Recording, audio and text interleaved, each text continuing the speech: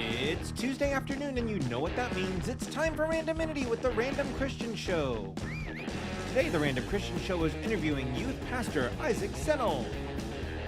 The Random Christian Show is brought to you by Mrs. A's famous Salsa BUENA. The unique blended salsa loaded with cilantro and just the right amount of heat.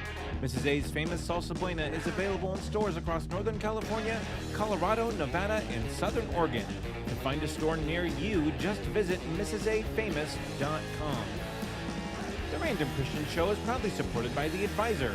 The Advisor is a Facebook group created by Colonel James Neil Broadus, composed of multi-talents such as actors, directors, artists, writers, and more. If you fall into this category, contact them on Facebook at The Advisor. The Random Christian Show can now be seen on the Good Wives Network, TV for women, by women. The Good Wives Network is streaming now over on Roku, Android TV, and Amazon TV. Intro music provided by the Dead Campers. Check them out on Spotify and at deadcampers.com. Next week, the Random Christian Show is interviewing Sam Quasman, voice actor. My name is Andy, and now here's your host, Christian Random.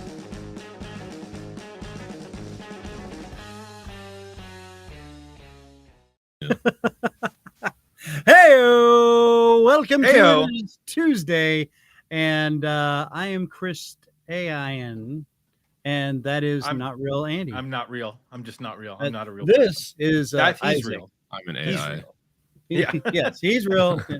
Well, it's to be determined, but yeah, right. But as far as we know, we're real. We're here. This is a real universe, and Correct. We're only here for a little bit, and then whatever, Hey, again, it's 4:00. That means it's time for this, the Random Christian Show. I'm Christian. He's Andy. Isaac. He's our guest, and we've got quite a bit of show for you with Mr. Zenil here, and then we also have our Random 9 list that's been put together by our cracks head squad of lawyers and researchers. We're not really sure where we find these people, but they put together the list and we read it to you, and we pay them in canned soup.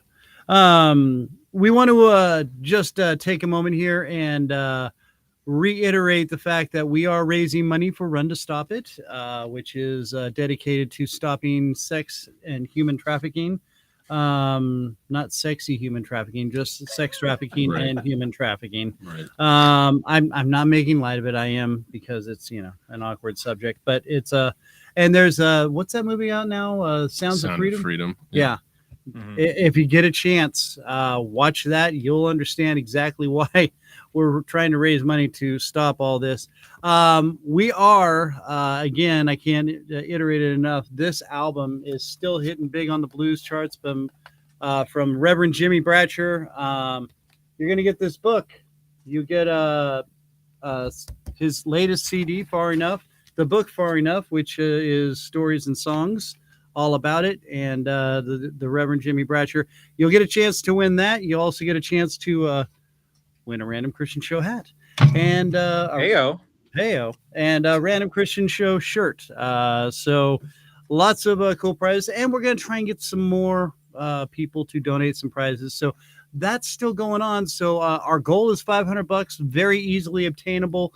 We're going to do it for the next few months. So you've got some time, but why wait? Let's beat. Yeah, get it in now. We've already got a few people that have donated.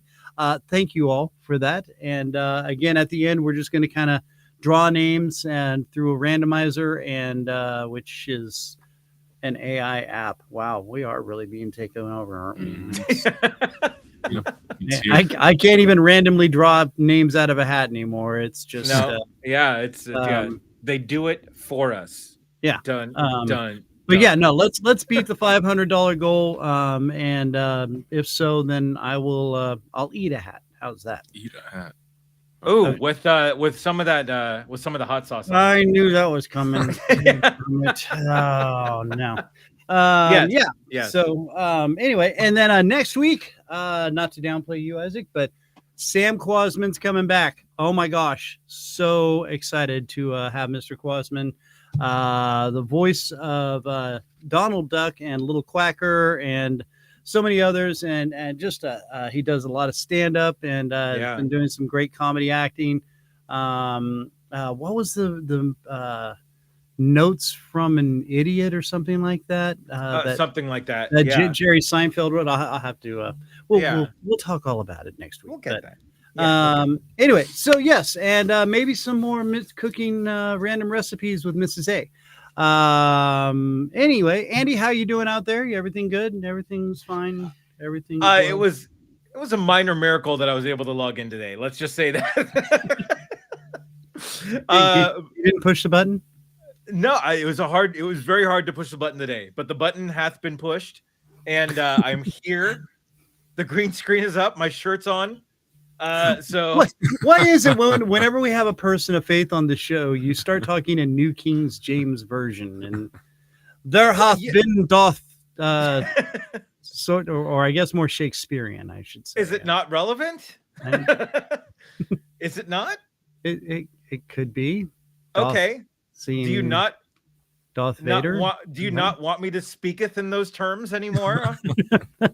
I just feel it's very condescending at this point. And... Oh, okay. Well, then I shall stoppeth.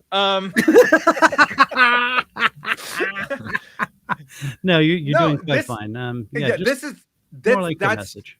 just me. That's just me. Trust me, that comes out in normal conversation with me whenever this happens. I think it's all of us. So let's just put this disclaimer back up. There it is. Yes, we're nerds. Yes, we are. So well done. Anyway, I've dragged this out way too long. I'm doing great, Chris. How are you today?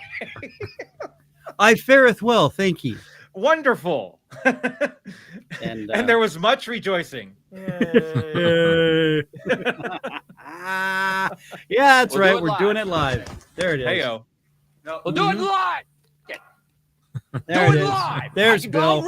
All right, Bill. We're doing it. We're doing it live. This is a live show, and let's go ahead and enable what we like to call the chat room. Yes. Now that I know that sounds kind of weird and ooky, but no, it is. It's a chat room. You're welcome to chat. Anybody watching and listening along here, I guess those that are listening on the later audio podcast version, you can't really join the chat, but now you know. But next time, you can 4 p.m. Central Time. You can always comment later on YouTube or Facebook. Let us know you're out there. Yeah, we'd love to hear from you. Absolutely. If you need to speak in Shakespearean terms, please comment in Shakespearean terms. We would love to see it. We do not discriminate against the Shakespearean style of terms and terminology. And whoa, you're really big now. I made you really big. Whoa, insane. Extreme close up. Yeah, I just watched it the other day, by the way. Oh, did you really?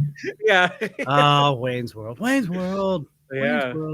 All right, so what are we doing? What do we got going on? We're gonna are we gonna randomize it? Oh, yes, we are. I'm sorry, I got lost with my my captions and setting up the chat. So yeah, we're free to chat.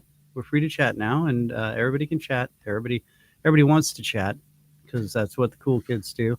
And now it's time for. That's right, the Random 9 List. Hey-o! All right, so this we do every week. Again, we have crackhead research team of lawyers and strange. They're not crackheads. It is a crack research team. Oh, crack research team. That's that makes a lot more sense, doesn't it? Yeah. All right. So this week, and you've heard about the lady on the plane that was freaking out, maybe a little tipsy. And, I actually dropped the video in so we could play it if we wanted to. Oh, yeah! Wow, we are high tech. So that means the Random 9 List this week is all about 9 random ways you can tell the person next to you is not real, according to this lady. So go ahead and hit us. All right, hold on. Here we go. Hopefully this is high tech. Here we go. High tech. Either believe it or they cannot believe it. I don't give two f***s, but I am telling you right now that back there is not real.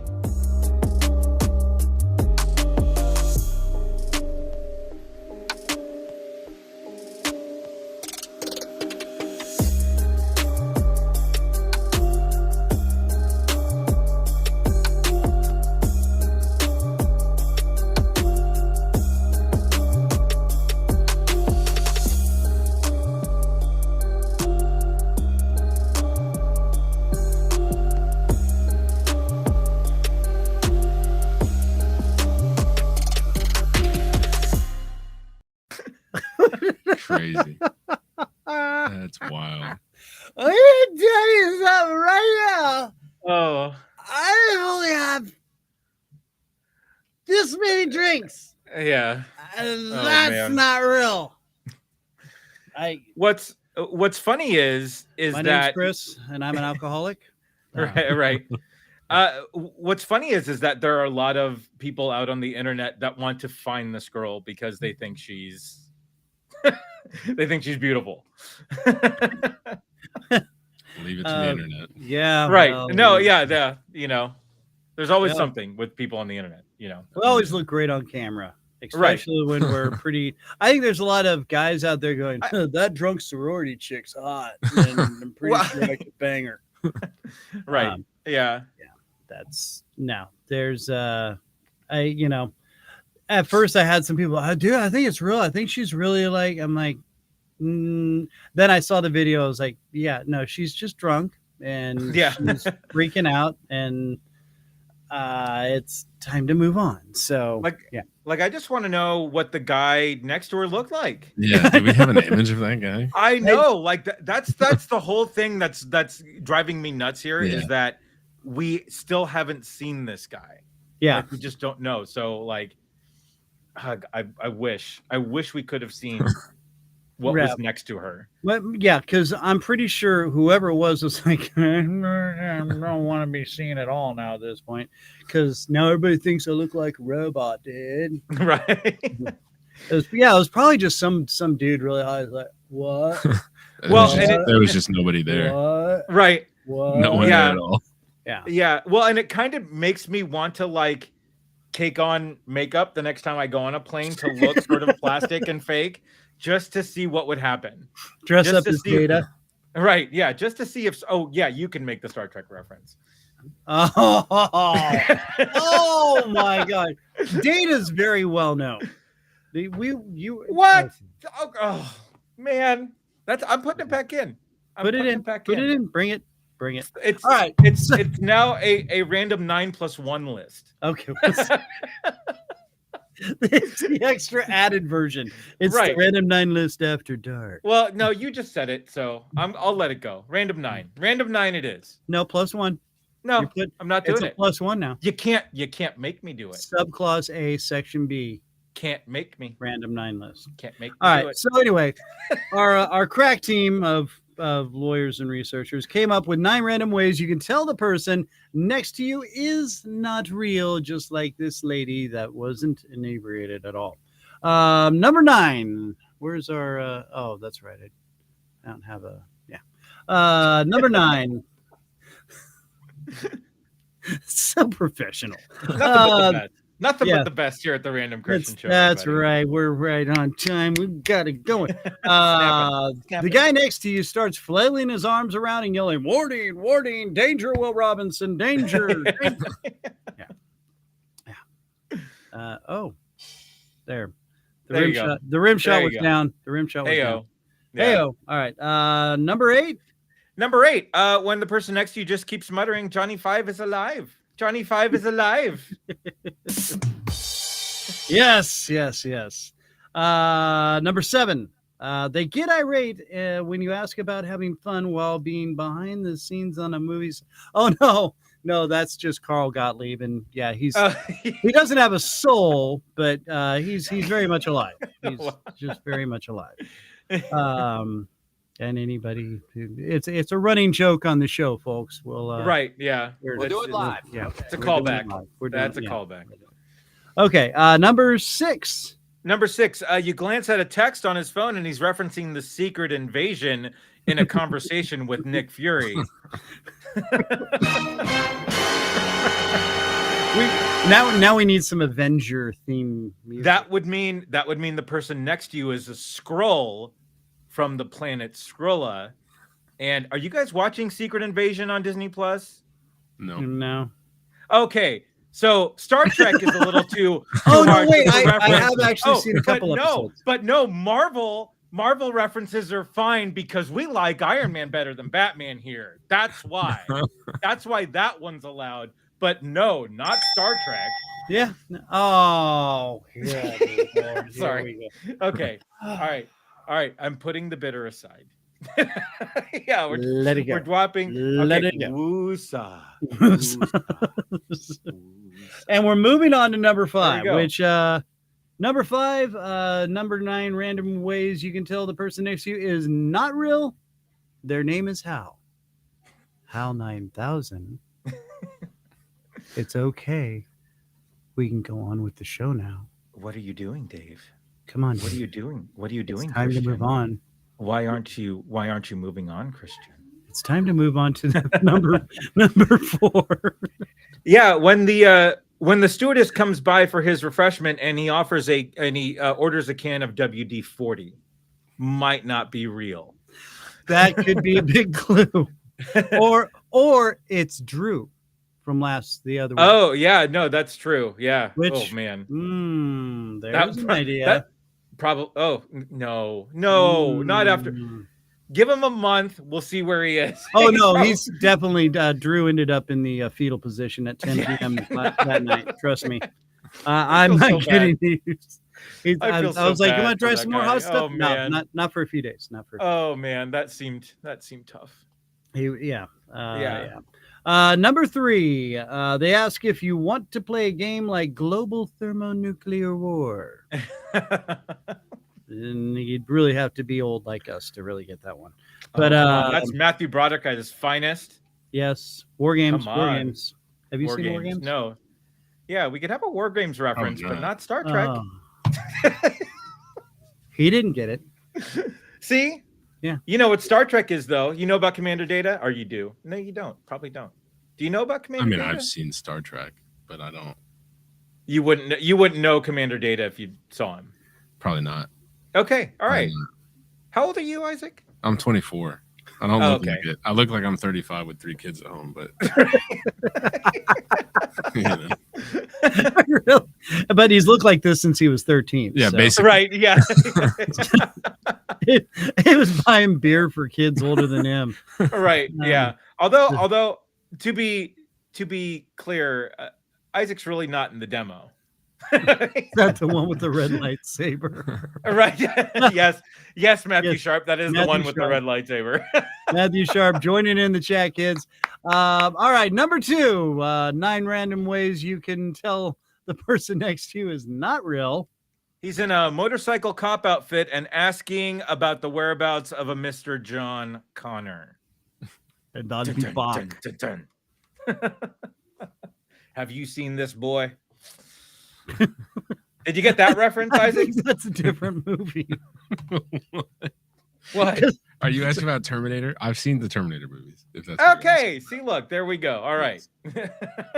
Come with me if you want to live. All right. Okay. Yeah. Let's bring this to an end here. All right. What do we got? Put it out of the misery. Number 1, 9 random ways you can tell the person next to you is not real. When asked to do something, they tell you, "Kiss my shiny metal butt." There you go. There it is. And yeah. All right. That was another grand waste of time. But hey, we paid a lot of money for that research, and we're getting the most out of it. So cans of soup for everybody on the staff. And actually, we're close to making a Happy Meal back. So hey, there we go. Very excited about that. Yay! Cheers. All right. And does everybody know what this sound means? Oh my gosh! Oh my God! Red alert! Red alert! This is red alert. There, It Isaac. doesn't help that I'm frozen. Got it. Yeah. No, that's all right. That's that's part of the red alert system. That's true. Yeah. That is true. So here we are. We're ready. And we're going to bring in, well, he's here. No, he's been here. It's Yeah. been here the entire time. And we just can't control our graphics. Random 9 list is done with, so we'll just get rid of that. And now we're going to move on to what we like to call our guest segment. And our guest segment this week is with, that's right, there he is, right there. Hey-o. Not Drew's going to eat it. How'd that happen? We're not going to make you eat anything. Okay. No, trust me. That was pretty painful. That just watching Drew do that. So, yes, Isaac Zenil, youth pastor at the Rock of KC. Hello. And we're very glad to have you along, sir. Thank you very much. Yeah, thanks for having me. Now, when we say youth, you're basically it's more teens, high school or So middle school through high school. My ministry is strictly, very specifically, 7th through 12th grade. I've had to have conversations with kids who just love it so much they want to stay, and it's like, hey, you're 19. Time to move. You got to go somewhere else, or we're gonna have a background check on you. I don't know. Is it one or the other? Oh, no. You got to keep these kids safe. That does not man. happen at the church. That doesn't. No. Wow, that would be awkward. But no, and because it's a great service. It really is. It's called Compel. Well, we actually recently changed the name to Crew. Oh, okay. Well, big works in the happenings here. Yep. All right, so formerly known as Compel. And but no, it's a great service. It's a lot of fun, man. I mean, I went and watched a couple. Took the girls there and whatnot. Tried to get on the sound crew, but whatever, not good enough for you. It's fine. So anyway, now what is now, and again, you just announced a little bit ago, Isaac is 24 years old, so really came right out of college and jumping into this. Pretty much. I think it's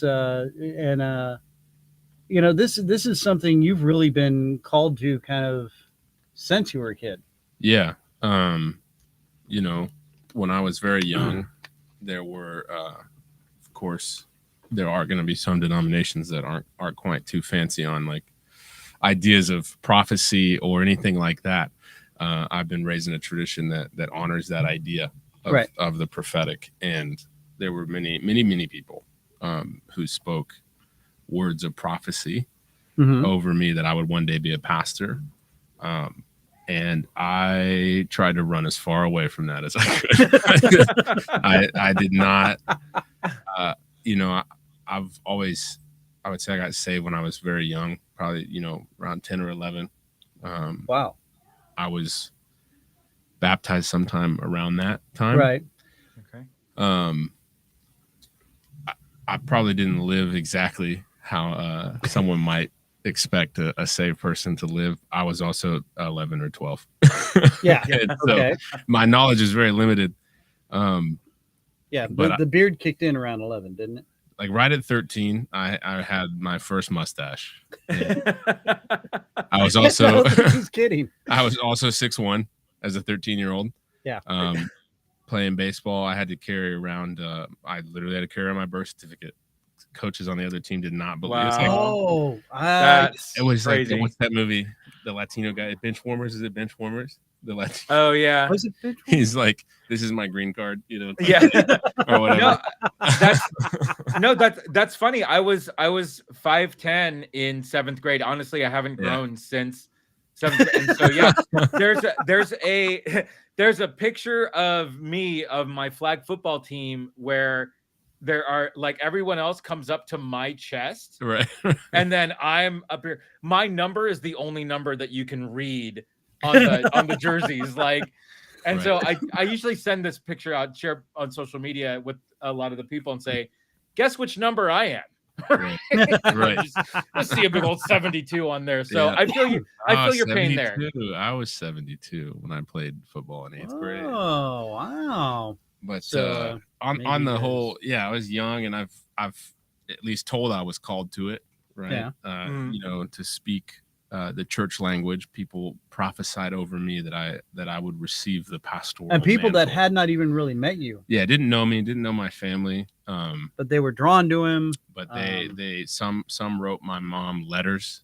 Some weren't even members of our church. In fact, I think most of the people who gave these words were members of the Rock or the River of Life, which was where we were at before. And so I kind of the Rock developed out of that. Yeah, I had kind of wrestled with it a lot, especially in high school, and as a young tween. Right, and that's I was going to say that's got to be a bit of a struggle in your youth, especially in today's society. Right. I didn't want to be the like doom and gloom street preacher type because Right. I believe that Christ offers hope. Right. Absolutely. And it's I do think it is love to tell someone what they're in danger of. Right. But to do it in a way where he always brought grace and truth. Mm-hmm. He wasn't just truth or just grace and mercy. It was both. He went to the woman at the well and said, "Hey, you're sinning in this way with all these men.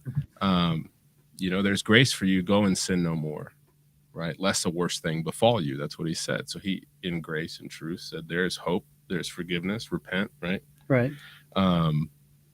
But But there is a cost if you want to go the other way. And so, I wrestled with that call. I had a lot of, just to be very honest and vulnerable. My parents got divorced when I was young, not too young. I was 12, I think, when it happened. And you're the oldest of three. And I'm the oldest of three. I was real angry. I was angry at everybody. I was angry at it happens. Mom, dad. I was angry. And the stats are unfortunately horrible, especially when you look at how the rate at which people are getting divorced in this country. It usually leads to substance abuse in those kids. It leads to confusion about a lot of things. A lot of things happen as a result of the family unit breaking apart. Yeah. Luckily, I didn't go that way. Right. I ran to church for some reason.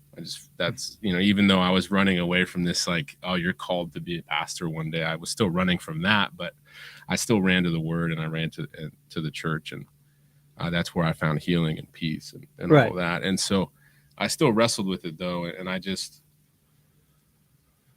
don't know. I wanted to make more money in my youth. I wanted to, I wanted to do There's that whole, That's allowed. You're allowed. That's totally allowed. Come on. That was part of it. But then I also didn't want to, I didn't want to be a hypocrite. Yeah. I didn't want to, especially at a young age. I can see where you can get really conflicted with that. Right. I didn't want to preach one thing and live another way. And I'm not talking like, oh, you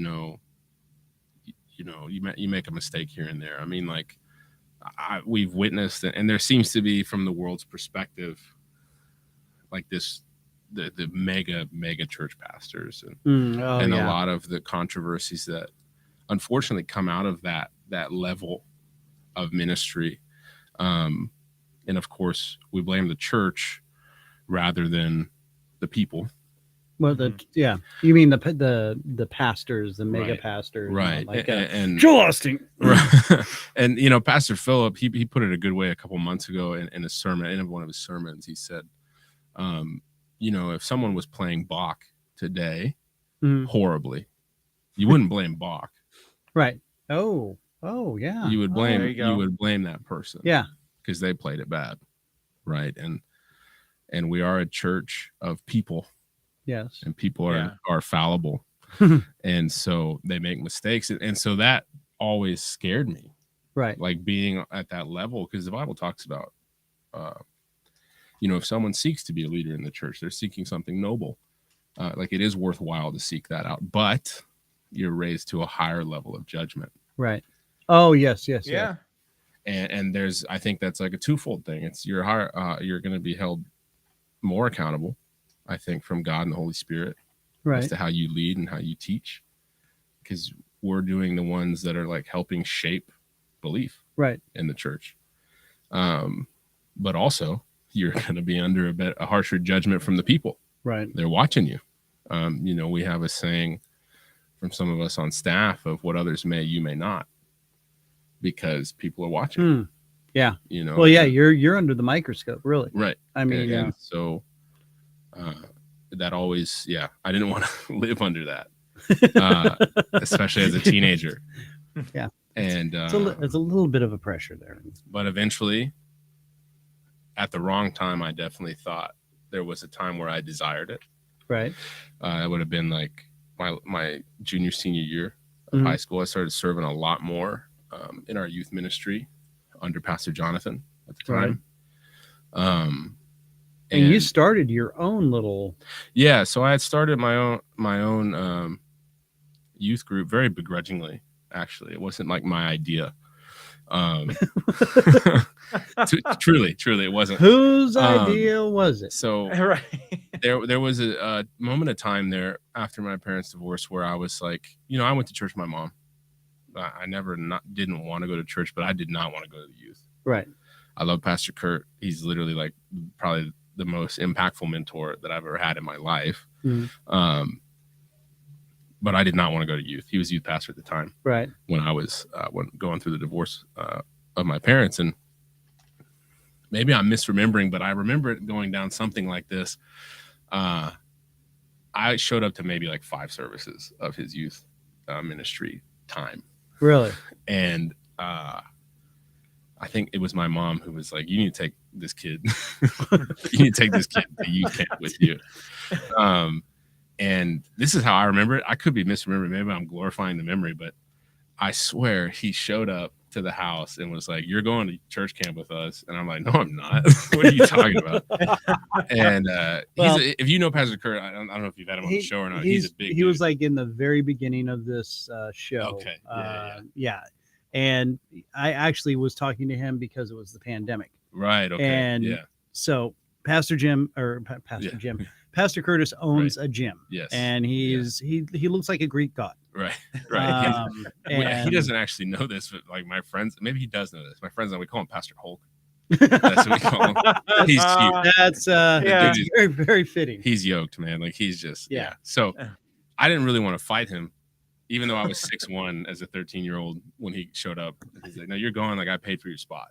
And then I'm like, all right, okay, whatever. I'll go. Whoa, we went.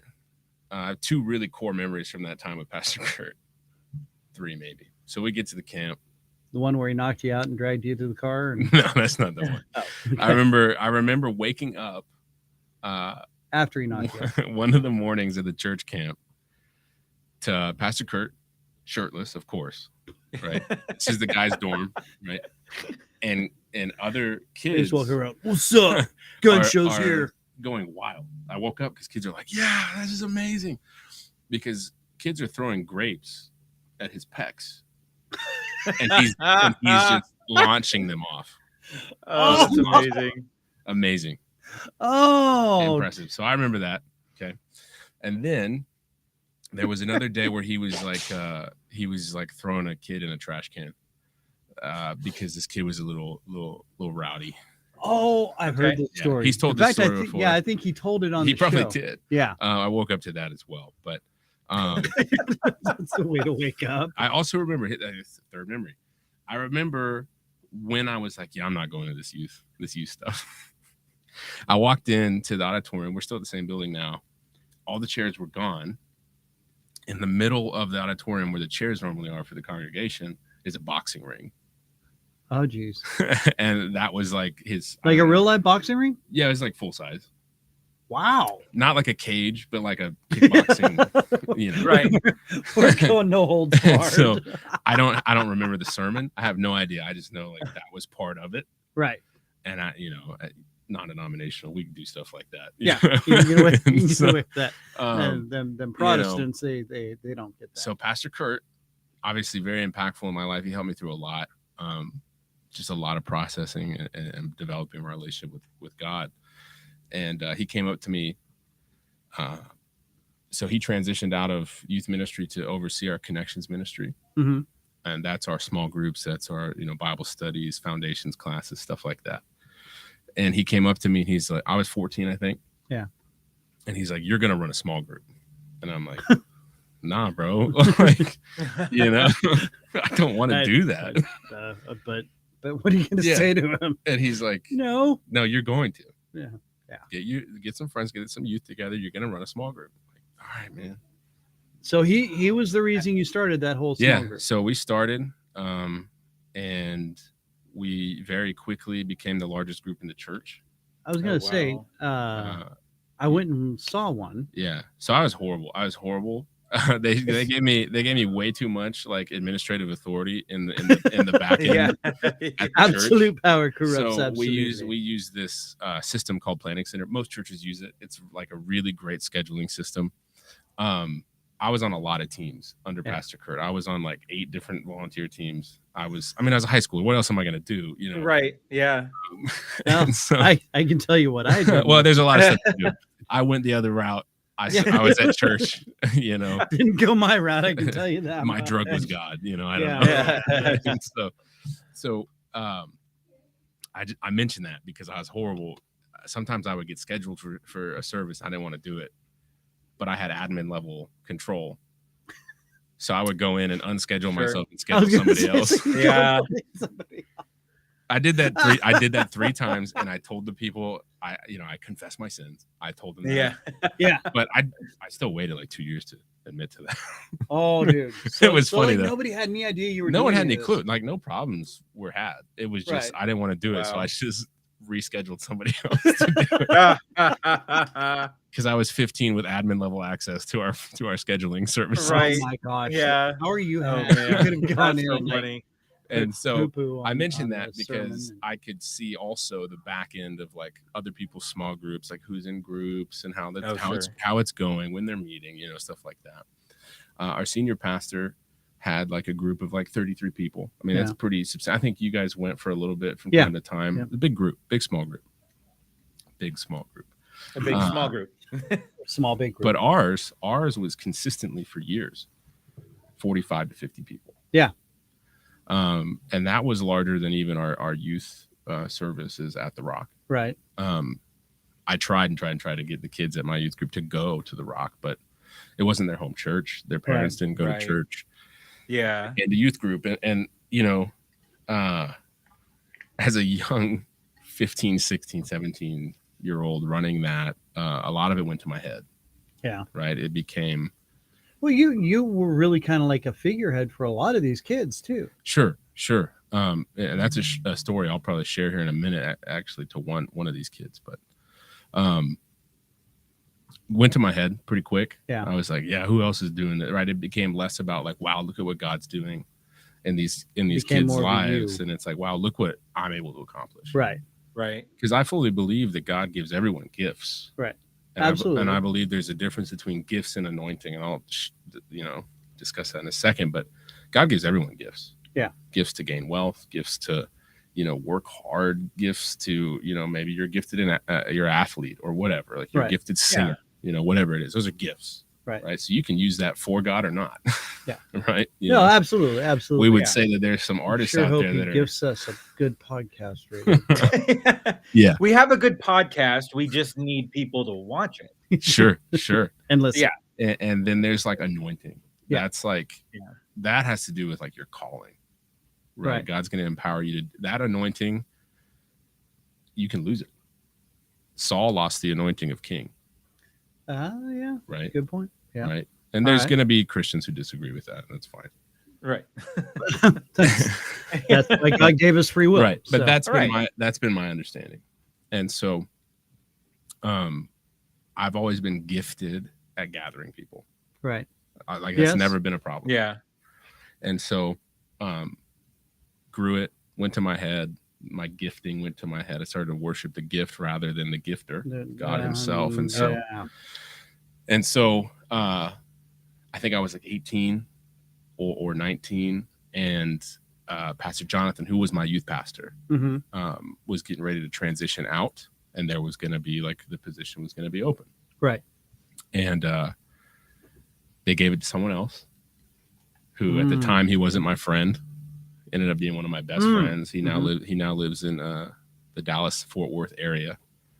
His name's Drew. He's a wonderful, wonderful man of God. But I was ticked because I was prideful. I was a prideful 18-year-old. I thought, felt wow, like you were supposed to be right there. Yeah, I was like, wow, I'm over here with 50 students and we're only here with 30. You know, I was just boastful. And you know, I look back now that I have the youth position. Right.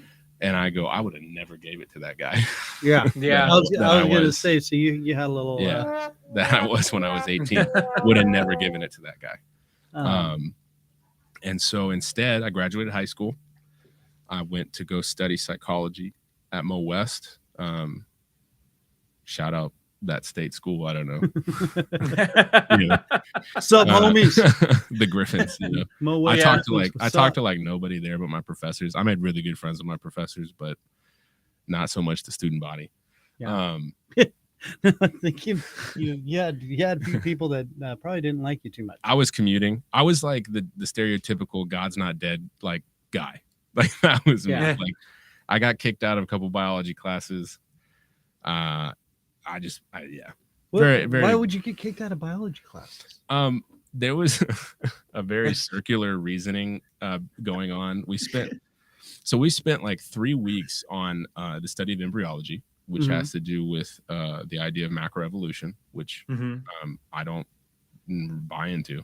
Okay. I think microevolution, we see that all the time. Plants, you know, breeds of dogs and cats, right? But we're not seeing macroevolution at any scale. Embryology was invented by a guy, I believe, in England, and I can't remember his name, but I do remember the details about him, and I knew him. And I knew his name. I knew his name at the time because we were learning about him. Right. And so I did some research outside of class. He was going around England in the wake of Charles Darwin, and was spreading embryology, which was a further development on the idea of macroevolution. And it basically was showcasing how evolution is true because look at embryos and how similar they are between species. Oh, okay. I gotcha. You know, because we, for some reason, as human beings go, oh, they're similar, so we must have evolved, not like, oh, we're similar, so it must have been a similar designer. Right. For some reason, that's we get that confused. And so this guy was going around. Well, he ended up getting thrown in jail for fraud by the English government because he faked those images. Oh, wow. Oops. And so I was a little ticked off because I had spent $2,000 on this class, and I spent $500 in books, and we spent 3 weeks of class time learning about a guy who was teaching fraud. And so I spoke up. I said, you know, Professor, whatever your name is, this is a lie. This is this, that, and the other. And she's like, I'd like if you'd please leave the classroom and we can talk about this later. Oh, there you go. Anyways, so I went to school there, studied psychology. I got a bachelor's degree in that, a bachelor's of science in that, not in arts. And then I earned a bachelor's of science in philosophy. And that was really when I was on my God's Not Dead role play. Well, you know, as a very that's small, the class to do that in. Yeah. A very small department. Like I think there's 5 professors there, and there was like 8 students. And so it was we got to really know each other, all of us. And I was the only Christian student, and there was only one Roman Catholic professor. And he's so you great. didn't have a class of like 30 students or anything? No. Like that? I believe there is no philosophy program at the school anymore. I think we were the last. Really? I think we were the last ones. Dude. Snuck that in. I don't know. I'd have to look it up to confirm, but and not to profess like you know philosophy is the way to go, but philosophy does help you think. It helps you think, right. Yes, but it also when especially you know your biblical right. It opens your mind so much. Right. I guess theology is a branch of philosophy, right? It's the philosophy of God. And funny that a lot of philosophies refer back to the Bible and Jesus and things like that. So it's like, right. Well, I wonder what's real. And I just really, and honestly, that Roman Catholic professor, he's the only reason I decided to get a second degree in philosophy, I took his philosophy 101 class. Yeah. And he was just a wonderful professor. Yeah. amazing. He's just one of those guys. Amazing guy. Like, just, I mean, amazing. So, Neat. studied that. During that time, I was like 18, 19, right? I graduated high school, thankfully. And With honors, I think. not high school. Oh, no. I barely got the A+ program in high school. I was a very lazy high school student because it was just all very boring. And I actually made a bet with my biology teacher in high school. I said, hey, if I get a 95% or better on the first test, I don't have to do homework the rest of the year. Because this man, I love him. Mr. Zelonis, I think is his name. Yeah. Black County High. I don't know if he's still there, but he would hand out, 30-page packets of homework. And here's the thing. At the time in Platte County, it was a 95-5 rule. So homework only counted for 5% of your overall grade. Oh, yeah. Okay. And so Yeah. I told him, I said, I get 95% on this test. I'm not doing homework. And he said, deal. Wow. I got an A on that test. You better believe it. Yeah. Oh my God. Yeah. I would have made sure I got an A+ and been like, Yeah. So anyways, I graduated high school and my dad was starting a new business. My dad, we've had a family restaurant since I was 5 in Leavenworth, Kansas. And he was like, go ahead hey, and plug it. it's Tampico, authentic Mexican restaurant in Leavenworth, Delaware Street. Good food. We're open 6 days a week, close on Sunday. That makes me sad sometimes after church service. I just want to go eat free food. And, Right. Yeah. you know, I usually have to go to El Maguey here in town, which is good. It's good Mexican food. Not as good as my restaurant, but you know. So my dad was like, hey, I'm opening this new business. I need your help there first, and then I want you to run the restaurant. And I was like, but I'm going to go to school. Like, you know, Right. I'm going to school. I'm commuting to school, and I'm serving at the church. At this time, I'm serving, you know, I don't know, another 15 hours a week on top of everything else. And I, you know, was in a committed relationship. I've been with my wife since 8th grade. Yeah. Which is amazing. I was actually just holding. I was holding her. You know, big surprise, man and wife. There's that right there, because that's I mean, serious. You know, it's that's in this day and age, man. I always tell my youth students, I said, don't look at me and my wife as the rule. We're an exception. Right. And thank God. Absolutely. Thank God we're an exception. But we are not the rule. Because I have youth students that are like, oh, we just want what you and Allison had. And I'm like, yeah, good luck. I mean, you got to start looking right now.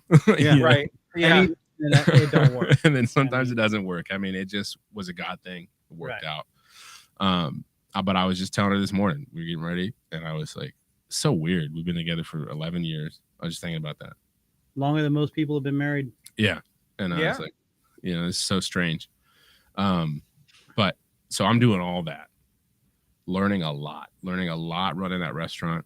I had to help my father run that through COVID. That's right. That was insane. Like, I won't go into exact numbers, but I watched the savings that I helped my dad build for that restaurant up. I watched it drop to 25% of what it was.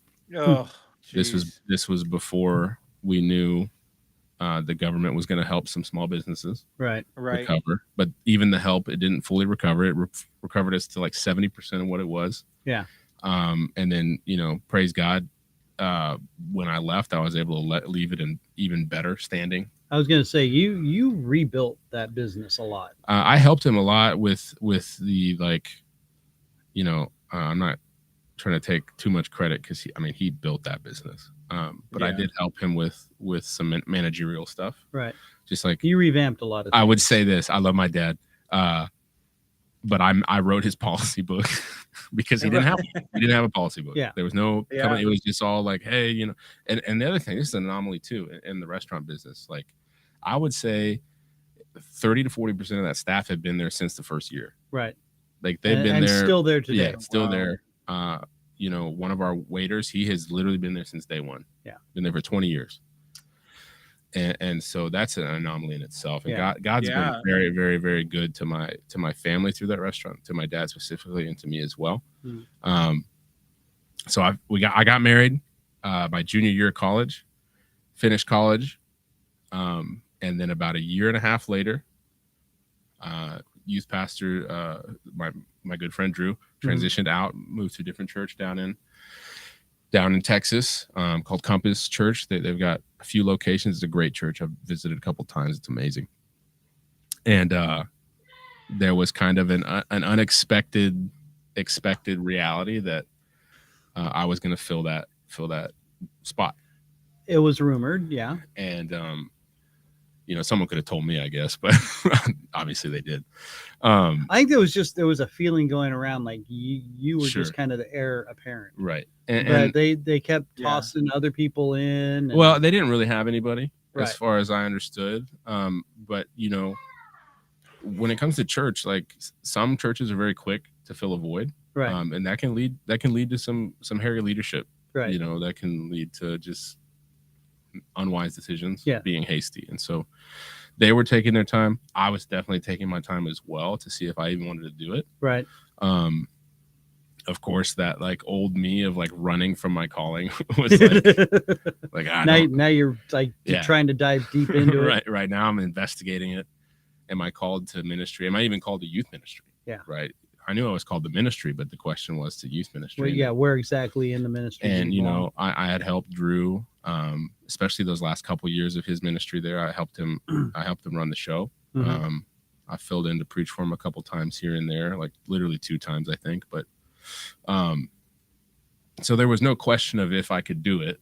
There's a question of if I am called to it. Right. And so some stuff happened with my small group that I won't go too into detail, but it kind of crumbled. Yeah. It kind of crumbled very quickly because a lot of factors. I was a young 17-year-old guy, and I was like, "There's 50 people coming every week. We need to split this up." Right. So I like raised up leaders Because it wasn't a small group. Right. Anymore. It was a big, Right. big small group. And so I said, what's wisdom? I'll just make all my friends the leaders. Like that's a dumb idea. Yeah. Dumb idea. Yeah, well, And so it kind of crumbled. There was like one major event that caused a shift, and I really felt like it was God pruning me for more growth to come out of that. Oh, Because sure. it hurt. It hurt really bad. Right. Like I called Pastor Kurt that night. I said, I can't do this. I quit. I'm not doing any more small groups. And I didn't do a small group. I didn't do a small group for 3 years. Oh, wow. I didn't have another small group for 3 years. I actually have one tonight at 6:30, and I'm gonna go I was gonna say, except for now. small group of young adults, Right. and I've got a small group of men I'm doing on Monday nights, and small group for the youth and all that stuff. So I'm doing small groups now, but it was like a pruning going on there, and certainly a check of my pride. Right. God was like, no, this ain't your show. Yeah. You know. Yeah. I got it. And so I learned that, but because of that, like I was kind of very resistant to taking on leadership again. Yeah. Right. I took it on in the business world for the restaurant. That's easier. That's a different style of It's leadership. total. That's a like, hey, I signed your paycheck kind of leadership. Yeah. And And if you don't like what I tell you, right. And There's the door. I still tried to lead biblically right. in that business, but it's still different. Yeah. And so. It's called boots to ass. and so when I was presented, it was kind of a mutual presentation of the opportunity to be the next youth director at the Rock. And I was like, okay, I don't know about this. Yeah. I think it's in Plato's Republic, where Socrates, of course, Socrates is the one saying it, but it was Plato writing it. There's this discussion of the philosopher king. No, I don't want you to think me talking about the Republic is me backing up the idea of the Republic, because actually the idea is a horrible idea for society, but there's some good tidbits in there. As we found out in Star Yeah. Wars, by the way. And so, Well, exactly. Right. Yeah. right. And so Don't get me started. You said it. I should remember. Not me. I'm sorry. I there's know. this Here we go. discussion of the philosopher king. And the reason Socrates posits this philosopher king idea is because the philosopher truly counts the cost of leadership. Okay. He doesn't even want the throne Right. because he knows the cost. Right. Yes, absolutely. And that's kind of where I was coming from when the opportunity was initially presented to me. I was like, man, I know the cost. I saw people get hurt with my last small group Mhm. and bad leadership. Right. And the last thing I want to do is contribute to this current, it's kind of dying out, but this current deconstructionist movement in the Western church of oh, I'm going to deconstruct my faith. If you really talk to us, you listen to them, their heart is really coming from that analogy I gave earlier that Pastor Philip shared of like, they're leaving the faith because of someone's representation of Jesus. Right. And I didn't want to contribute to that. Yeah, which keeps getting interpreted. And I've had some harsh sayings for people like that out of love, of like, And so, and in a touchy-feely world like today, all it takes is that one word. And, oh my God! Right, sure. Yeah. And you know, I don't think their hurt is invalid, but I think misplaced. It's misplaced because if you fell in love with Jesus, no man's representation of Jesus is going to deter you from him. Right. Like you might have some stuff to work through. You might have some trauma that comes about from representations of Jesus through people. 100%. But no man, I just read it in Romans. We're taking the youth through Romans this summer. And Paul says he is confident that no thing, not a single thing. He lists off a bunch of things, not angels, not any powers, no rulers, nothing can separate us from the love of God. Right. And so I say to those people, did you love Jesus? Did you have that relationship with Jesus? Or were you deceiving yourself for a love of the church? I was going to say, or is it just the whole romanticism of the love of Jesus and that could lead us into a big discussion on salvation, how that even works. Right. But to keep with the story, so I started November 1st of 2022. Right. As youth director at the Rock. I'm technically not ordained yet, so I haven't. You're pretty much right there. So. I haven't earned the official title of pastor yet. But so what's left in the process there for you to get there? So there's some schooling that I'm working on right now. Okay. So I have obviously bachelor's in philosophy and psychology, but I'm working on a bachelor's in theology right now. Through a wonderful online school. I mean, it's a great resource, not to plug another thing, but it's called Theos U. So they're like the best online resource for theology that there ever was, I think, personally. Okay. If you looked at the founder, he looks like a California beach bum. Looks like he smokes weed all day. His name is Nathan Finocchio. You would go, there is no way this guy is a scholar. I'm gonna tell you something. You know, we're both Californians, right? I know that. So thanks for classifying us. But that's what he looks like. That's what he looks like. And truly, he is a brilliant mind, Christian mind. Yeah. One of the brightest theologians of our day. And he founded this school. So it's a twofold thing. They have Theos U, which is like the price of Netflix, and it is all of this is in the school.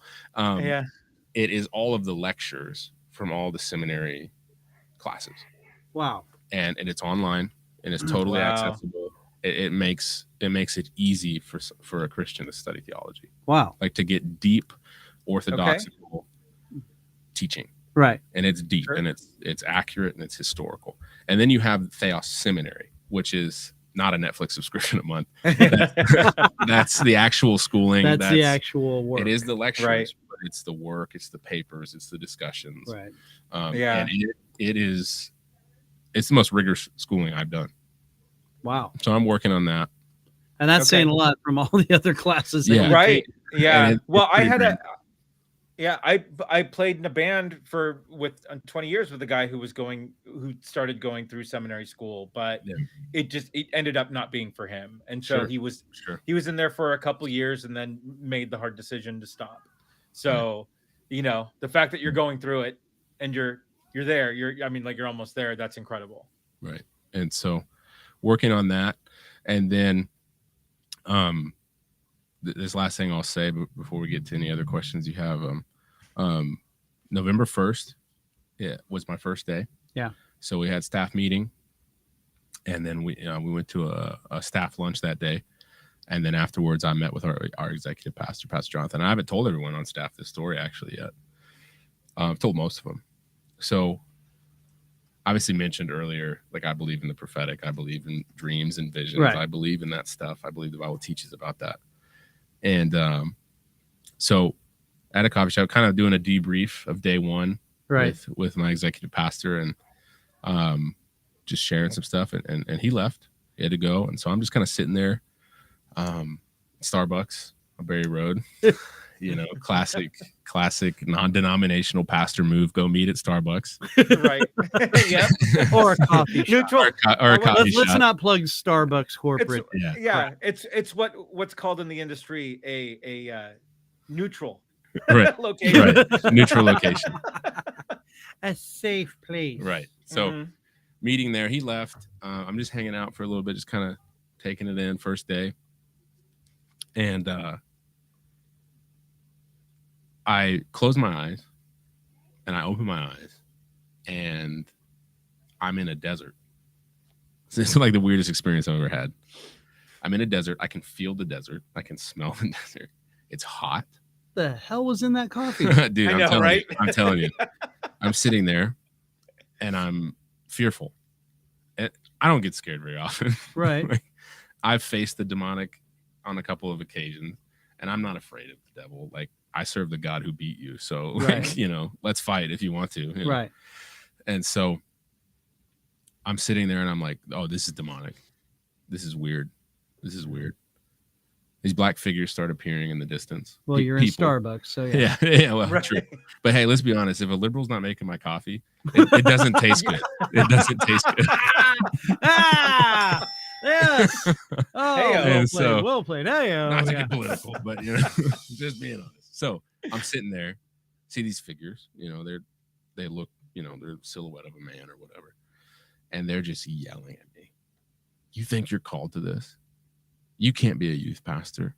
You're a hypocrite. You're lying to these people. I mean, just all these accusations. It just kept going. Wow. And then I hear my name. Isaac. Hey, Isaac. Hey, Isaac. I close my eyes and I'm back in Starbucks and I look and I'm looking at this guy and I'm like, hey, I recognize him, but I don't immediately remember him. Right. And I'm like, oh. And I won't say his last name, but I was like, oh, hey, Lucas. What's up, man? He goes, hey. So preface who this guy is. After my youth group kind of like fell apart. Right. There was this one atheist kid. He was more loyal to showing up than any of the Christian kids were. He would always show up. He'd always want to argue. I was going to say he was the one always arguing with you. Yeah, always wanted to argue, okay? But he always showed up. So I'm like, yeah, keep coming, bro. Right. Like, yeah. Was it arguing or was it discussion? There was a little bit of both. Yeah. Okay. A little bit of both. And the last time I saw him was at a coffee shop in town 6 years ago. And he totally Irish goodbye. And it's funny because he left at Starbucks on November 1st the same way he left 6 years ago. So I saw him, and the last time I saw him, still kind of militant, still kind of like anti-God type, attitude. So it's been 6 years. So I didn't really immediately recognize him. Right. So he's like, hey, Isaac, I snap out of it. Oh, hey, Lucas, it's good to see you, bro. What's up? And he's telling me about his life. And he goes, hey, I just wanted to let you know you're my favorite youth pastor. And I was like, bro, I was not a youth pastor in high school. Say, well. But when you want to talk about like God's affirmation. Yeah. I mean, I'm surprised I'm not like tearing up right now, but yeah. I was a little misty-eyed in that Starbucks, and then he just left and I haven't seen him since. Oh, wow. And so, ministry is an amazing job to be able to do vocationally. There are so many ministers, I would say most ministers in the world that don't get to just do ministry. Yeah. And that I never take that for granted. But it does get hard sometimes. And I often remind myself of my first day. Right. And it's just, it's amazing. and to be getting attacked like that. Okay. Yeah, it's I mean, crazy. I haven't seriously, experienced you anything know, like that. Yeah. I mean, I've experienced something like that, but it Sure. was through several hallucinogenics. And, That'll do it. I'm not sure they were shadow people as far as me playing with Right. pieces of pizza and Sure. Right. stuck in a Pizza Hut somewhere. But the fact that you were just getting hammered like Yeah. that, I mean, It's especially you know, ironically in Starbucks, but Sure. you know, getting hammered like that, and then to have Right. because you know that's God or an Sure. angel just going, Yeah. okay, Right. we need In to- his providence, we it's need just to get right in him that back. moment. Yeah. And, was great. and that's to do that with that guy, Sure. and then Yep. gone. See you Just later, like, bro. peace. Yeah. But Yeah. it's been a wild ride since starting. I'm you know, these kids are gracious with me. Yeah. Before I took over, I'd preached maybe 3 times in my life. Yeah. So, you know, there's a Christian cliche that God equips the called, and so I'm just trusting in Him, Right. not to just like give me the skill immediately. Like I have to do some work, Right. But like Absolutely. he's gonna help equip me to see out this ministry, and so I'm getting better slowly, God willing. I've been told I've been getting better by the students. You know, the Gen Z, bro. I'm telling you, they are honest.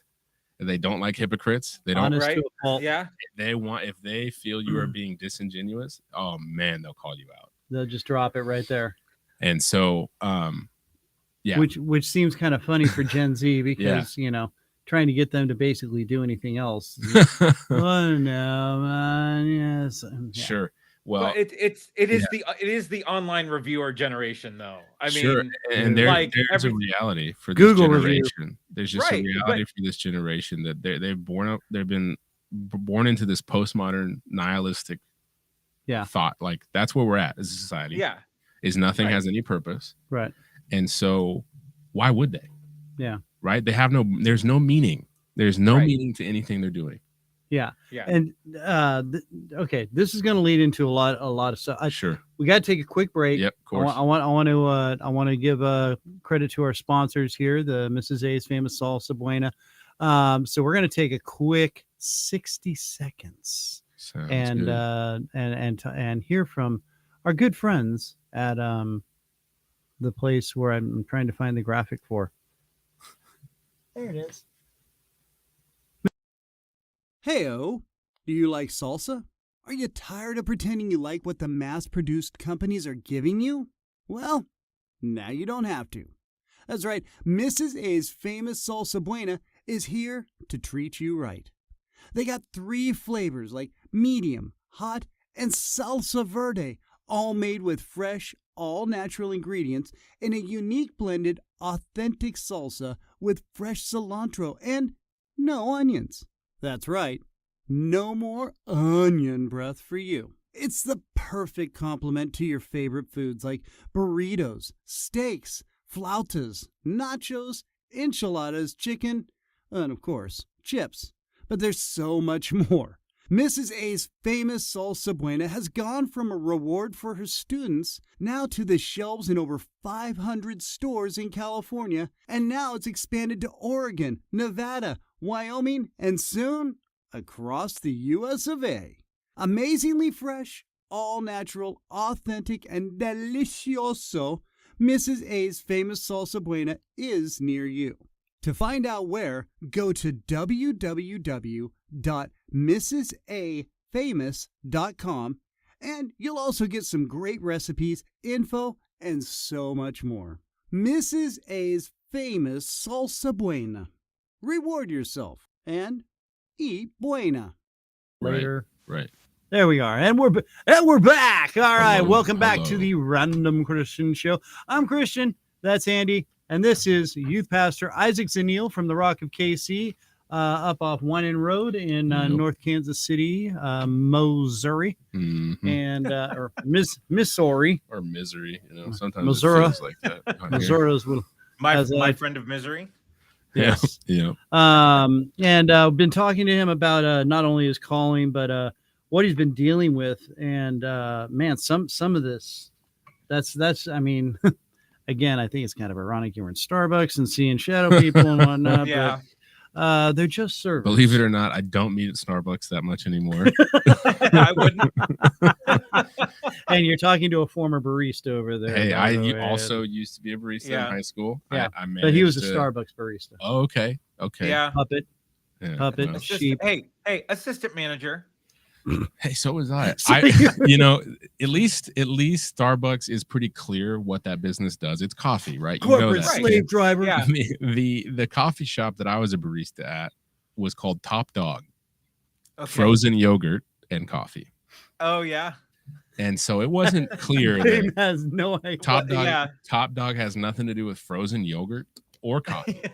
Oh my god. So I'd be like, oh, I'm a barista, and people are like, oh, where at? I'm like, Top Dog, and they're like, that's not a coffee book. Yeah. What are you talking about? Right.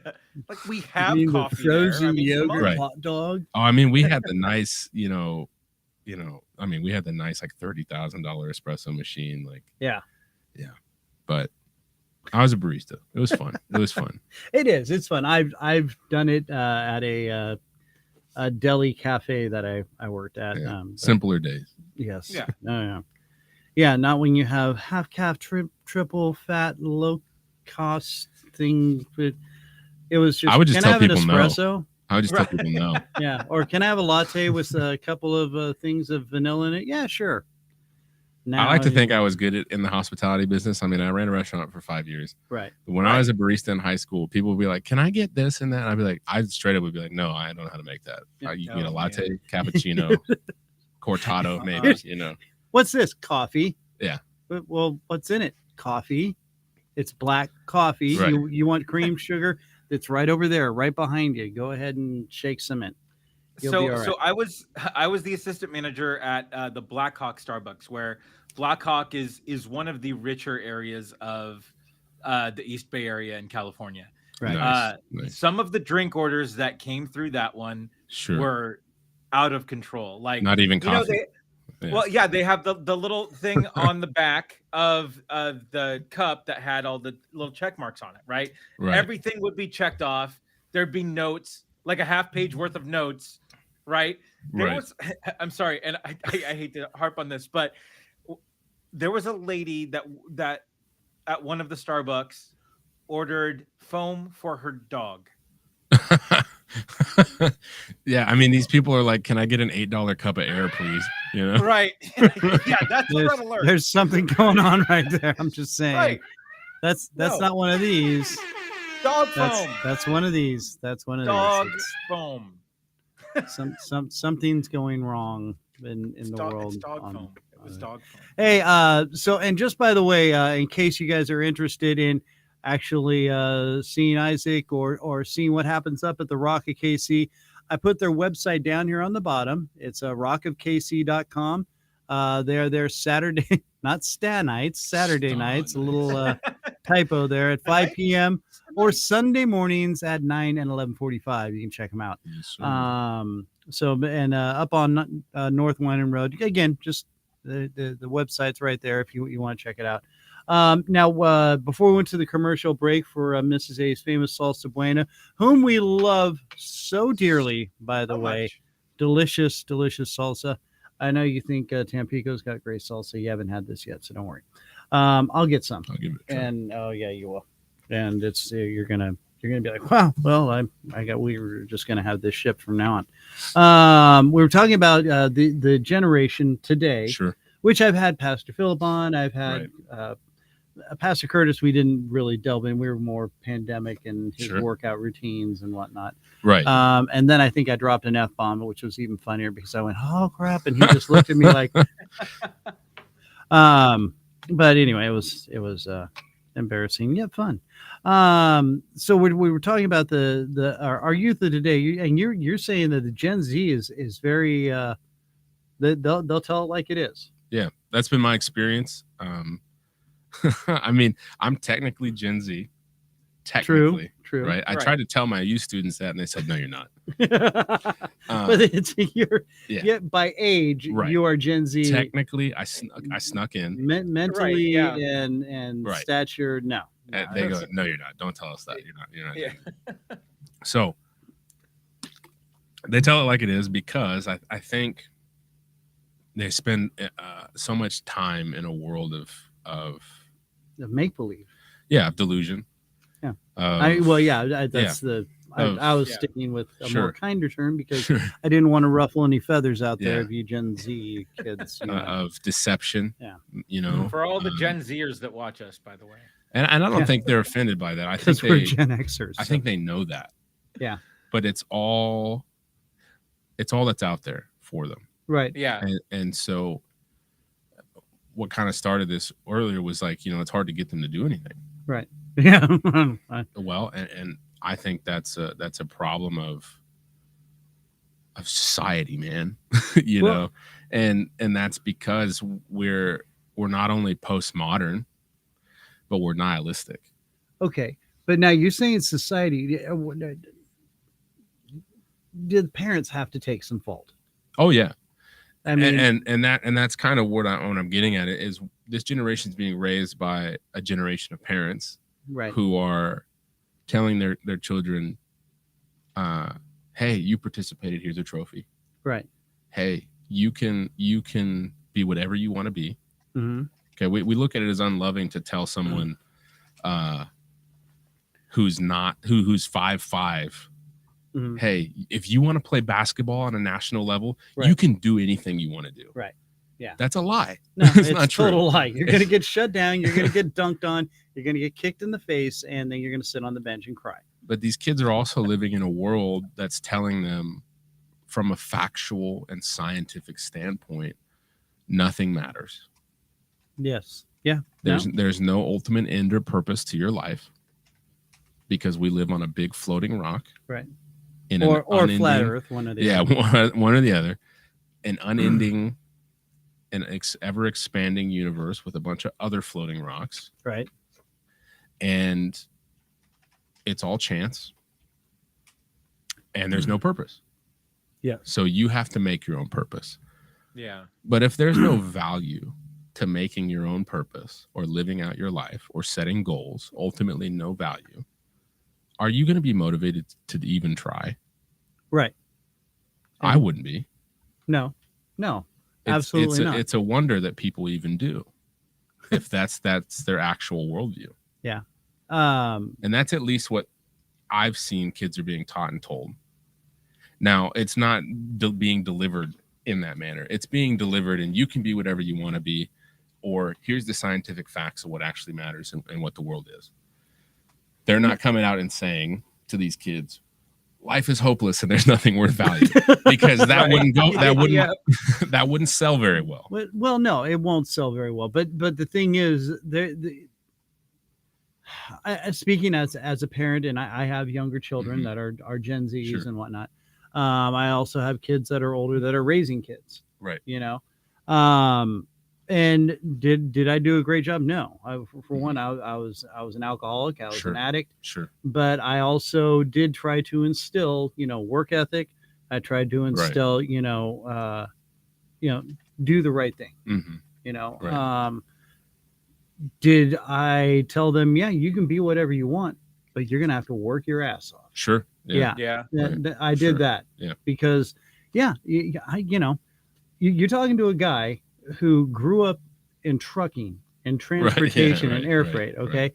And I mean, when I was a kid, when I was a kid Yeah. playing, we'd play trucking. Yeah. And my dad Right. would give me fake Yeah. manifests, and I'd fill them out, and I'd make my kid friends drive their bikes around, Sure. picking stuff up around the neighborhood and bringing it back to me. And I Right. would manifest it, and Sure. like it was Yeah. Yeah. His dad what fired him twice.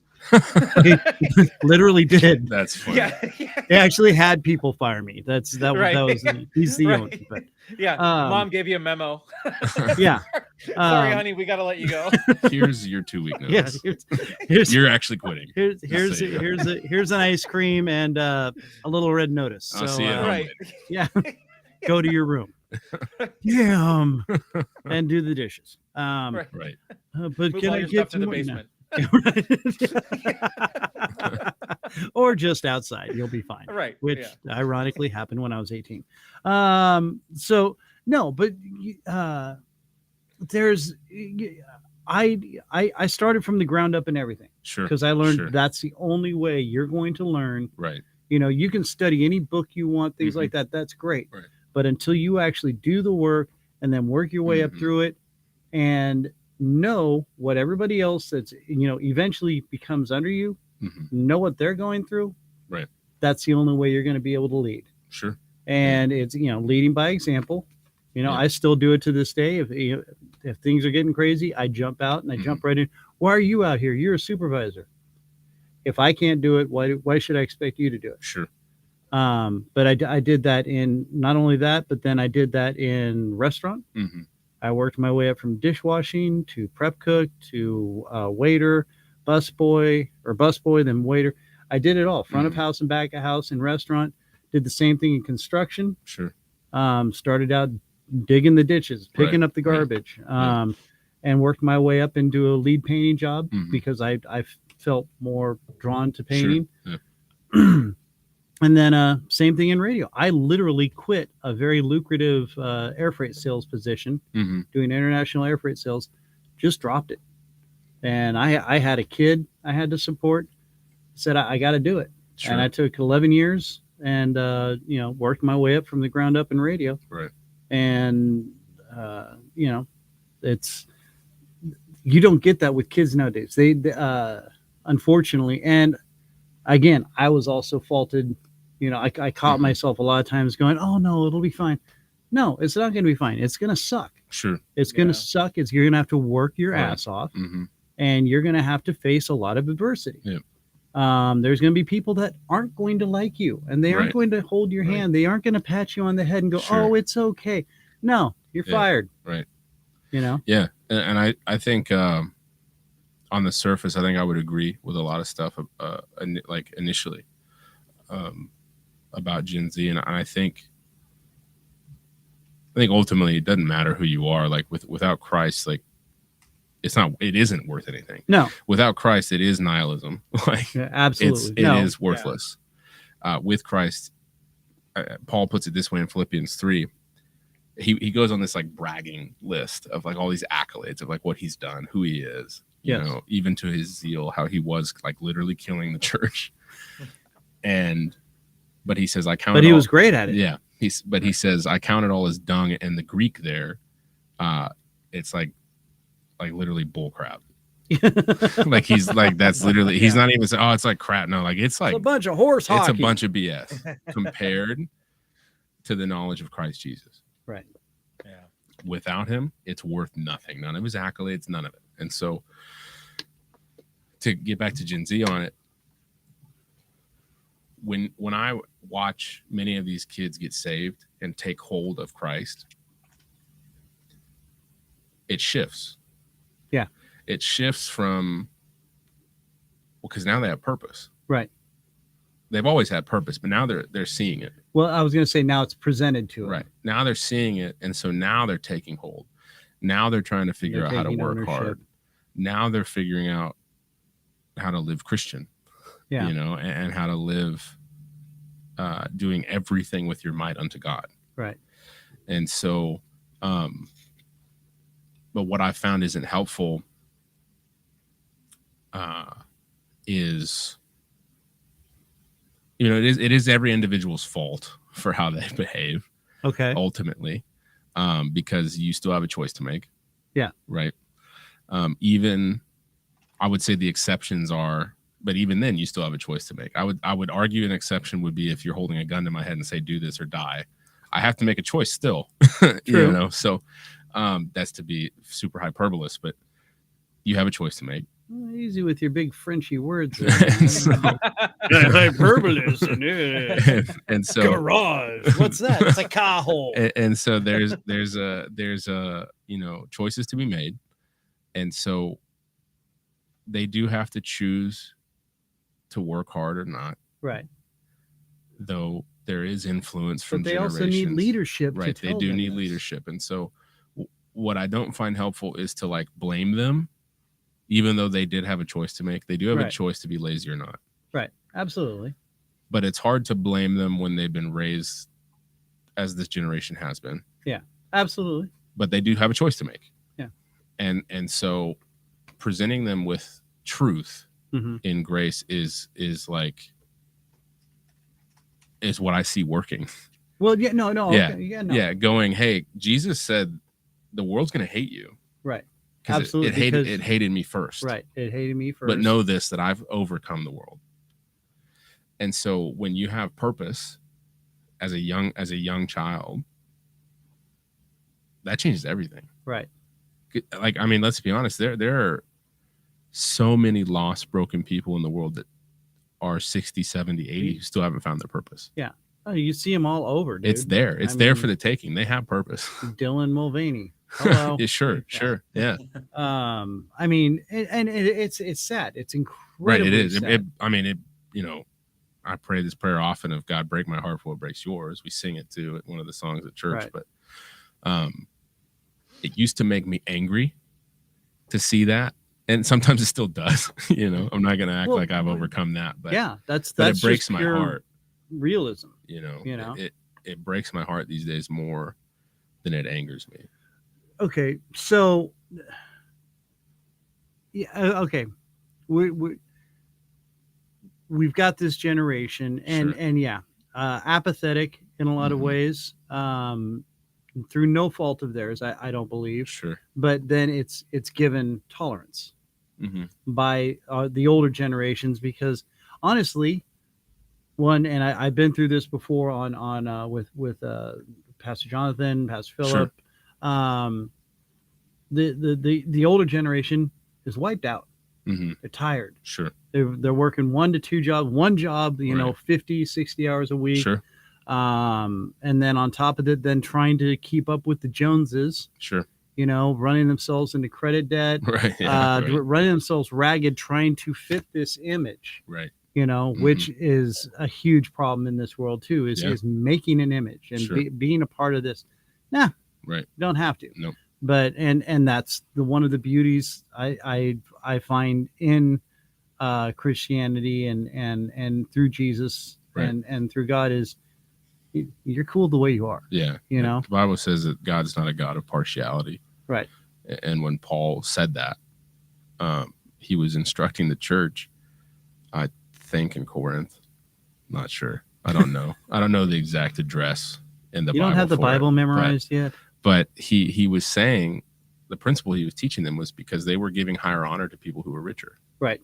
That was the problem. Yeah. And he's like, God's not a God of partiality. So Right. like they don't deserve any more honor because they wear a gold chain. Right. Like they're, God sees more than skin deep.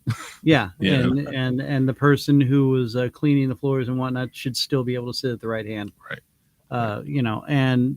It's so true.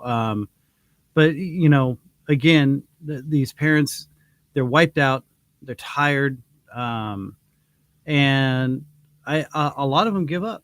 I think Sure. they just here's a phone, here's your PlayStation 5, here. Right. They throw things at these kids to appease them, Sure. because that's what the other kids have been given, and Right. and this is how it is on TV, and Right. Right. Yeah. and and I know you can attest. My girls, I'm like, no, Sure. you ain't getting that. Right. I know your mom has said Sure. a lot of that to you guys. Too bad. She had some rules. Yeah. But yeah, and I think that's I see kind of a trend in some of the parents finally going, no, Yeah. we need to stop saying, oh, it's okay, Timmy. Yeah, you won. Don't Sure, worry, it's sure. fine. Right. You'll be fine. No, you're not gonna be fine. Right. That sucked, didn't it? Mhm. Right? Right. Yeah. Okay, now get up. Right. Yep. Okay, and fix it. Sure. I know a lot of people. Oh, Bill Cosby, whatever. He has such a great analogy. Mhm. When he was a kid, his dad told him, "Here, come running at me." Knocked him down.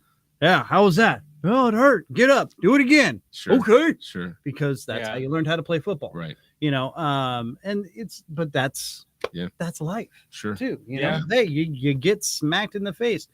Okay, now what? That sucked. Yeah, it does. Now Right. find another way around it. Sure. You Right. know that's the other thing. We don't teach them anything. We just say, get up and try it again. How? Mm-hmm. Sure. Okay. Well, what way didn't work? Right. Help them through the process. And Mhm. so we need to step up as the generation raising the younger generation. Hey, we Right. here, this is what I did. Mm-hmm. You know, it may not have been right, and it may be different now, but this is how I did it. And Sure. it teaches thinking outside the box. It thinks, it creates a more, I hate to word the use it. I hate using the word diversify, Mhm. but you learn to diversify. You learn Sure. to be creative Right. and step up into the game and go, well, this isn't Yeah. going to work. Here's 3 different other ways I can try it. Sure. You know, Yeah. don't think of just one way. Think of 3 different ways. Yeah. Mhm. So yeah, I feel that we're getting to that point with these kids, and I mean, do you get a lot of apathetic kids in the church? So something I was discussing with my executive pastor the other day was if there's anything that the non-denominational church, which the Rock is, Right. and I don't think the Rock is guilty of this. I would say we're not. But there definitely was like a movement, what we would call a seeker-sensitive movement Mhm. in the church,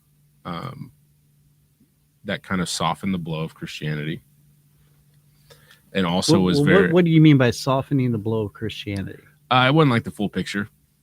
You know, there were things said like, "You belong before you believe." Okay, but that throws out the orthodoxical definition of the church, Okay. which is believers. Right. Right. Now we're not saying you're not welcome. Right. You are totally welcome to come to church if you don't believe. Yeah. But to say you belong to the church, well, it's a lie. Right. Unless we're going to change definitions, that Which have- a that lot have of been churches held. were doing Yes. just to get people Right. in. Yeah. And so, Joel Austin. a lot of those churches were, very concerned with numbers. Mhm. How many people were getting in? How many people were getting in? Well, what the question should be is how many people are getting discipled? Right. How many people are getting saved? Right? Not just are we having bodies in this building? Right. And so I say that to preface because I was discussing numbers of the youth ministry since I've taken over. Mhm. So at the end of the summer, November, at the end of the fall, basically, when I took over, the youth ministry was about like 35, 40 kids a week. Mhm. And I took over and it dropped very quickly to 12 a week. Right. And we ended the school year at about 25 to 30. Nice. Anytime there's a transition, people leave. Well, yeah, absolutely. It's normal. But I noticed something about these kids that stayed. They want to think. Right. They want to be told. They want to learn. And They got a hunger. they're hungry because here's the thing. I was talking about this with our worship leader, our worship director, today at lunch. The world is looking for answers. Mhm. We're no longer in an apologetics generation, apologetics defending the faith. We're no longer in an apologetics generation where we're having to prove things. Like people could care less now Right. if you could show me the documents from the Romans, not even the Bible, from the Romans, that Jesus existed and that he was crucified. Because Right. we have them. Yeah. The New Testament has the most original manuscripts out of any ancient text there ever has been. Like we have the proof. Right. We- It's there. we know And it's trustworthy. in many different forms. Yet we still have people who deny it. Right. Right? Mhm. That's not an issue of proof. It's a heart issue. It's a purpose issue. And it's an ability to answer questions that aren't just proof related. Okay. It's an issue of a purpose and giving answers. And so you have people who have questions, and if you don't answer it as a church because you're afraid to give an answer, Mhm. they will go get an answer. Right. And the world is certainly not afraid to even to start answering questions before they're even asked. Right. And so Now some of the- you're referring to the world, yes, non-believers, non-believers, the world at large. Satan. Sure, some of it. I do believe that the Bible teaches that God has ordained certain nations and their borders and the times in which they're to exist. I Right. think that's in it's in one of the letters Paul wrote. But there is the devil is at work in the world, and he is at work in world leaders as well, just as he is in people you meet day to day as well. And so so there's questions. I mean, I work in youth, right? So I get a lot of questions about sex and sin, but I also get some deep theological questions that even I've never even thought about. I got a question from probably out of kids that you didn't even expect would even think that deep. Like to share one, I got a question from a student a couple months ago about the fig tree that Jesus cursed. There's a fig tree that he curses, and they said, why did Jesus curse that fig tree? Was it just because he was hungry, or is that a representation of Israel? And I said, what? I think he was just hungry, but let me look into this. Well, it was either that or he had to go down to McDonald's and get a Big Mac, and they were out of fries. And so this generation is hungry. Yeah. So before, they're hungry for truth. Yeah, they're hungry for truth, and it used to be we wouldn't preach in this youth ministry much longer than 20 minutes. And there's some psychological studies out there that show that the average attention span is about 18 minutes long. Right. Okay. And so that's fine.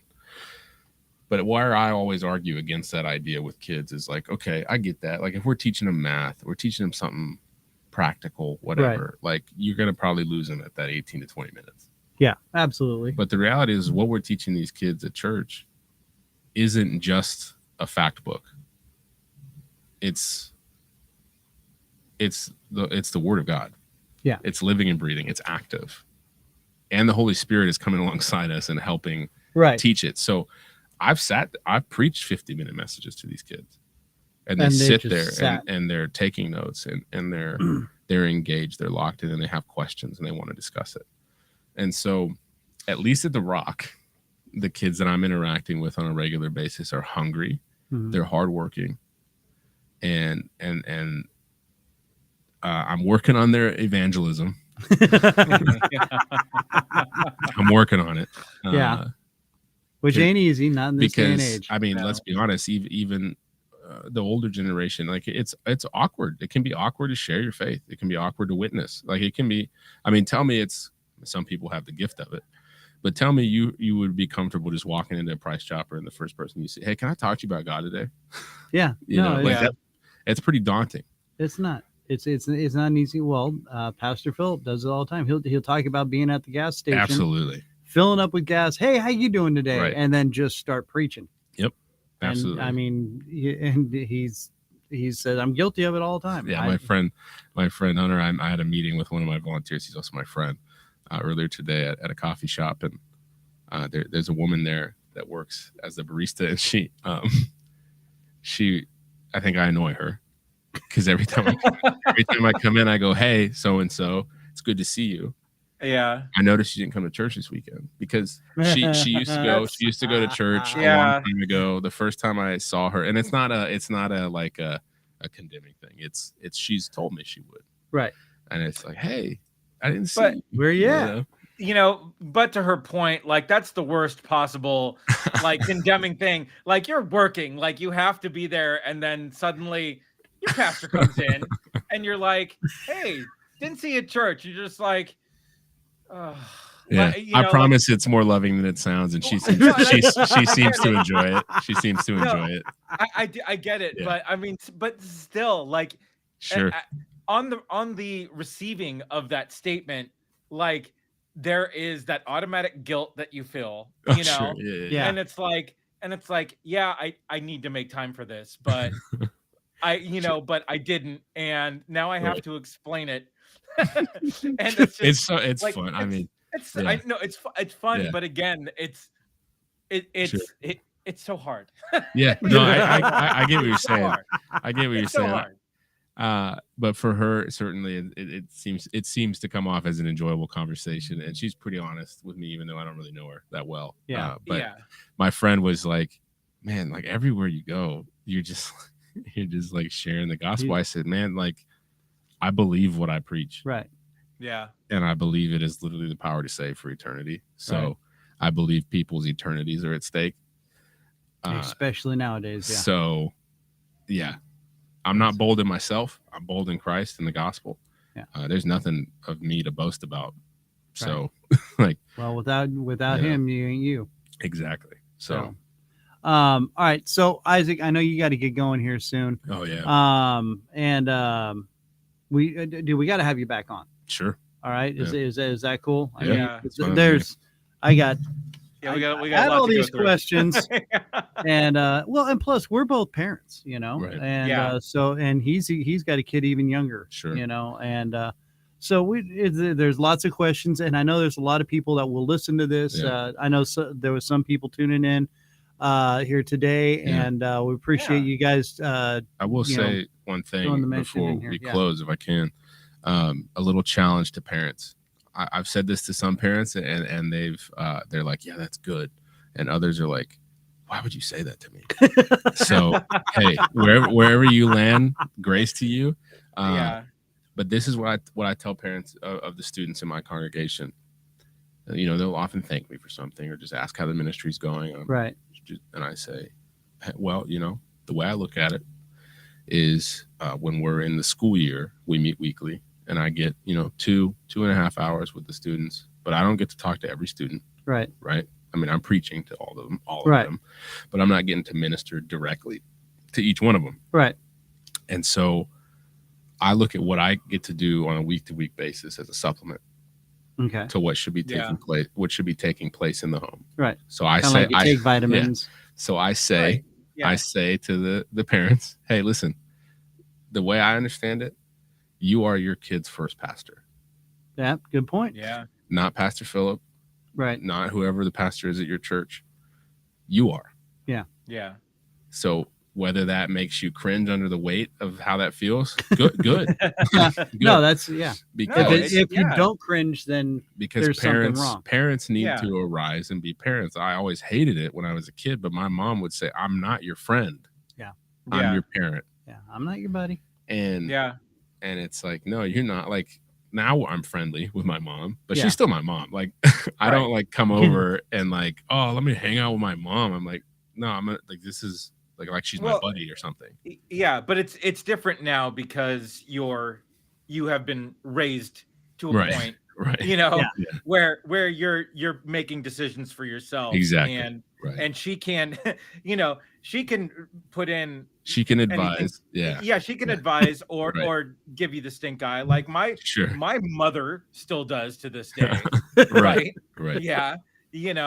I get you're doing that with your son, and like, I mean, that's that's a mom's job. Sure. And so I always raise that challenge to parents. No, that's good. And I'm here as a resource for you to help you.